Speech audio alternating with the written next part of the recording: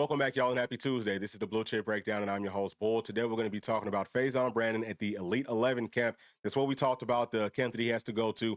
That's why he can't come up on this OV this weekend and help us bring in more players. But it is kind of a big deal if you're one of those stargazers and you want for Faizon to be maybe the #1 player in the whole country, the #1 quarterback on every single site, then he needs to do a good job here. We know about GMAC last year. I think he missed a portion of this, and they docked him heavily for it. He went from a 5-star to a 4-star. The on-the-field drills will start tonight, so if we can find some clips and all that of Faizon, we'll be bringing that back to y'all. I think that it's going to last for like the next couple of days, so we'll be doing our best just to keep y'all up to date on that. But I want to hear what the analyst at 24/7 Sports had to say about Faizon. We'll be listening to that, and we'll also be talking about Tristan Keys and Savion Hiter because there's some very big news coming out with both of those players. As always, y'all, please do us a very big favor. Make sure to like and subscribe to the channel. Also, we hope that everyone can join us on our Patreon. It's patreon.com/Bluechip Breakdown. It's 100% free for you to join. You can, add to the conversations. We have group chats. Y'all can message me. I can message you back. Y'all can give us some feedback on, hey, y'all should do a show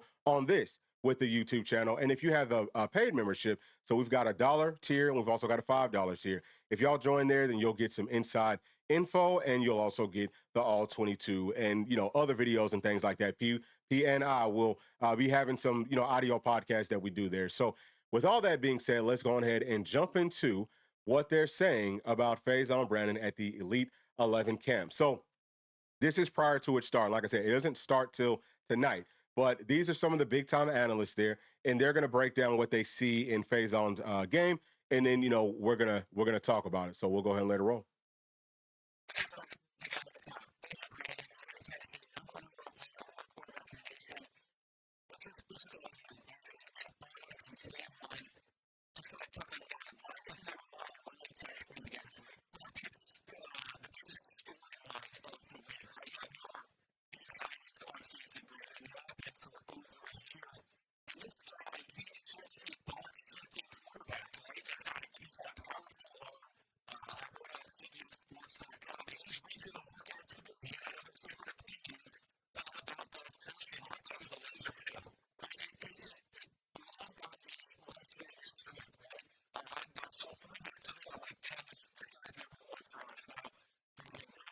So I'm going to pause it right there. Anytime that you come away and you figure something out about a player and you rank them that high, that quick, that tells you a lot. That means that he has elite talent, which I think most of us should already know.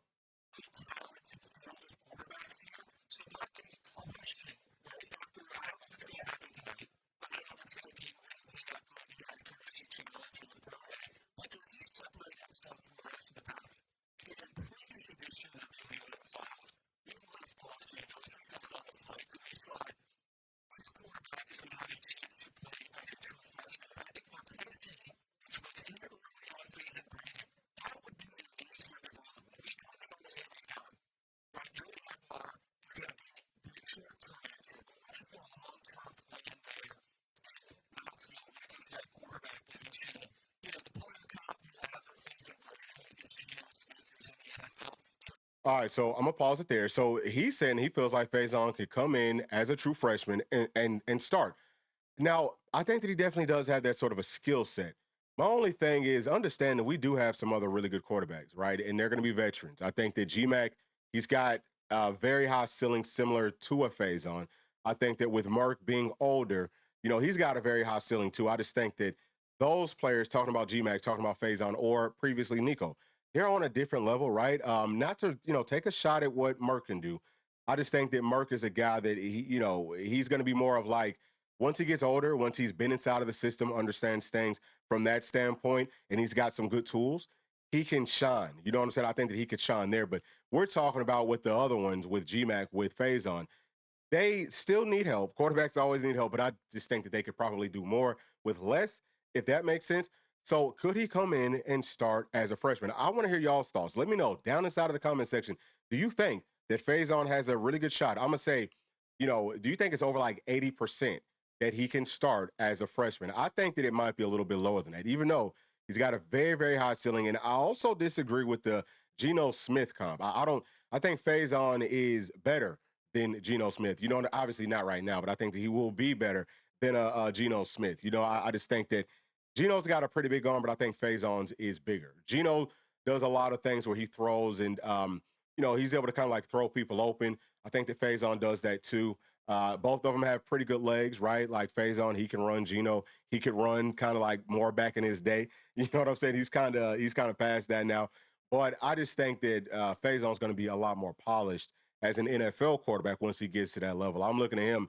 I think he could be a first round draft pick, like a high first round draft pick. I don't think that the same really could be said for Geno Smith, even though he's been hanging around. I just think that sometimes it is tough to draw these comps, right? Is because sometimes a player is their own player. They're just different. Like it's really not anyone that you could draw them to. But let him finish here because there is another player that he'll bring up that I think is a lot closer to what Faison is.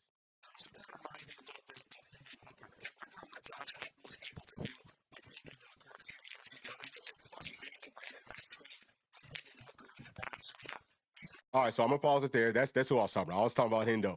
So I do think I see a lot of similarities with him and with Hendon Hooker, but I just think that Faison is still a better overall thrower. He has a higher ceiling, but as far as throwing with that touch and being accurate and just kind of being calm, I don't know. I would say that they probably are pretty similar as far as how they run. I think Faison might be a little bit.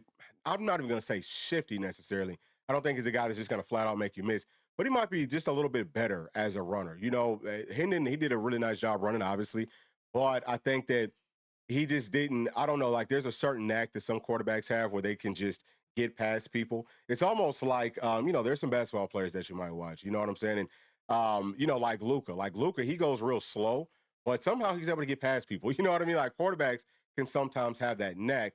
I think that Hendon didn't have it as much, but I think that Faison has it more, right? It's just something that you can't quite quantify. Either way, wanted to make sure that I did point that out, but I'm going to let them go ahead and finish.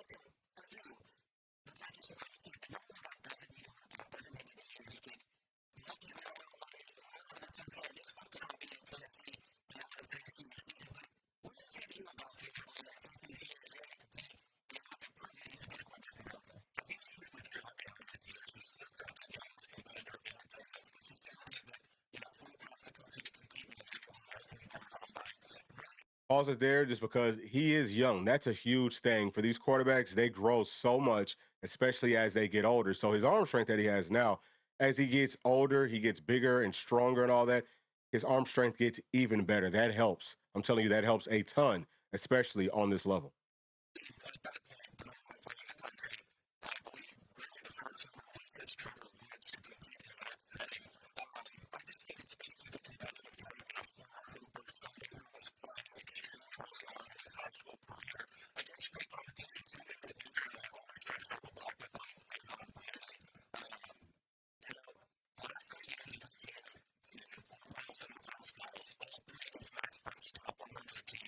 And so he just said senior season. He actually meant junior season.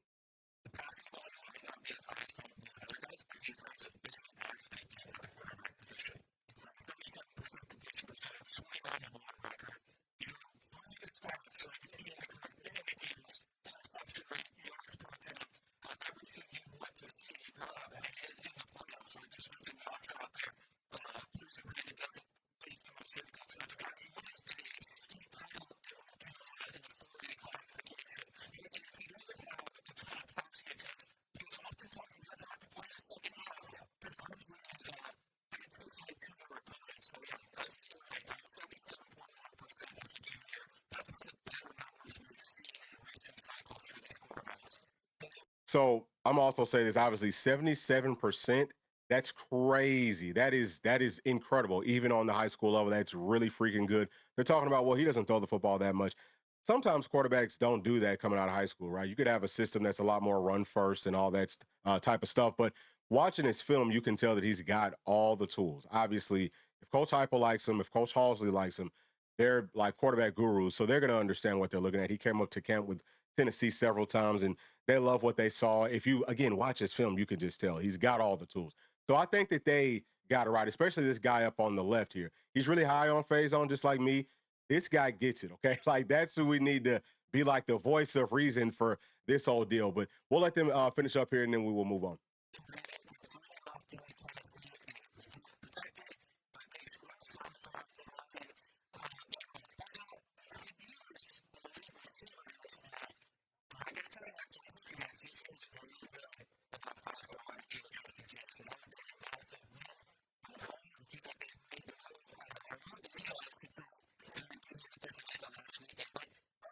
All right, so we're gonna stop it there because obviously he made he talks about number one, we've got a 5-star offensive tackle in this class too to go along with Faizon Brandon, but then he brings up Tristan Keys, so I think that that's a perfect segue for us to start talking about Tristan Keys. Y'all know that coming out of his OV, I said, man, I didn't feel good about the way that he interviewed afterwards. It just didn't seem like he was, blown away by that visit at all. He just was very kind of like coy, right? Which he might have been doing that on purpose. But keep in mind that Tennessee was his number one program all the way up until he chose LSU. Now, he's close with Faizon Brandon, and I felt how I felt coming out of that visit. But Austin Price has come out today, and he said it on a couple of different platforms that he feels like Tennessee did a great job with Tristan Keys. And he said that, basically that he should be on flip watch for us. So that has to make you feel great because we're talking about potentially 3 5-stars in this class, all on offense. But we need to add, I think, some more firepower to our offense, right? Like if you look at the breakdown of Tennessee's roster, which we do on, all the film breakdowns looking at our games for 2025, our defense has a lot more blue chip caliber players than our offense does, but I actually think that our offense has more 5-star players either way, right? Just because I take that stuff with a grain of salt. But I feel like Faizon and I definitely feel like Tristan Keys. I don't care what they're rated. You can cut on the film and they look great. All right. And I think that Tennessee's in a I would say really really good spot just considering the fact that he was supposed to be taking a visit to Alabama. That got canceled. Now on Twitter, people were saying, "Well, Faizon canceled it because of the money." But then I'm sorry, not Faizon, but Tristan canceled it because of the money. But then Tristan came back and it was like, "No, that's not true."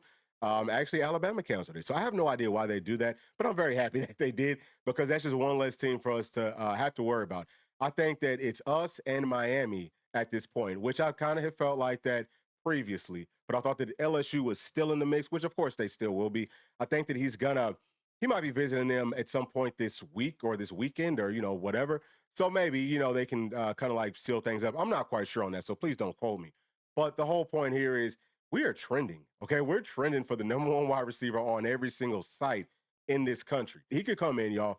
I don't think that he would necessarily start. He could probably push to start, but he's going to play. I think he's going to play at a really high level. And, there could be a situation where maybe he does end up starting. I think the NIL is going to play a major factor in this one. Will Tennessee be his highest bidder? Understanding that we've got all these other 5-star players that we're in a really, really good spot with. So that actually leads me to Savion Hiter, the number one running back in the whole country on every single site, 5-star guy. Obviously, at this point, it's us and it's Michigan. So some interesting things came out with, he went to Michigan, I think, last weekend. He's coming up to see Tennessee this weekend. It sounds like his NIL package might be anywhere from like $500,000 to $800,000. That's another one that I think NIL will play a pretty big role in, how things end up playing out later on in this process. But I think that he's one that once he chooses his school, he's done. And it might be sooner rather than later for a very, very good running back. I feel like he's got all the tools that you want. Y'all can see it here looking at his film.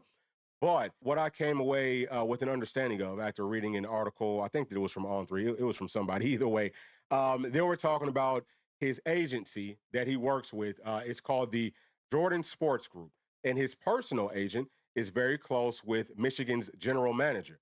Now, that scared me. I said, well, shoot, that's pretty much going to seal the deal because there's a lot of politics. All right, like there's politics in everything, but especially with players going to college and just sports, period.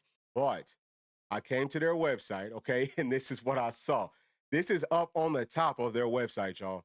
That's Neyland Stadium, obviously. Hopefully y'all can tell y'all's on stadium with the checkerboard. What this tells me is it's not just Michigan that has close ties here, but Tennessee's got some ties somewhere here too. So again, it's probably going to come down to not just NIL. There's going to be several different factors.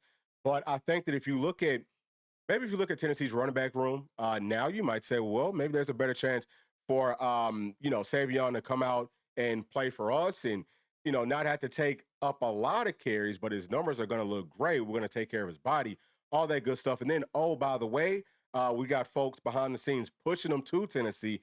And oh, by the way, we're gonna show it to you, right? Like we're gonna put the numbers on the paper that you want to see. I think that we'll end up closing on him too. So that could be a total of 4 5-star players in this class, on top of adding a guy like Darius Gray, who Tennessee's still in a very, very good spot with. So we're not going to be covering him today, but I wanted to make sure that I, came to y'all with all the updates and things like that. It feels like this class really could end up being top 5. Now, everything has to go pretty much perfectly for that to happen, but it's feeling like, we're not doing feels like everything pretty much is going perfectly at this point. But either way, y'all, please do make sure to like and subscribe to the channel. Again, we hope that y'all join us on the Patreon, man. It is free. Patreon.com/Bluechip Breakdown. We just want for y'all to be able to vibe with us, talk with us, and we want to build that up as much as we possibly can. So we'll see y'all on the next one. Thanks. Peace. Thanks for watching, and please make sure to like and subscribe to the channel because that keeps us growing inside of the YouTube algorithm. And if you did like this video, here's another one that you might also enjoy. Thank you, thank you, thank you. We'll see you on the next one. Peace.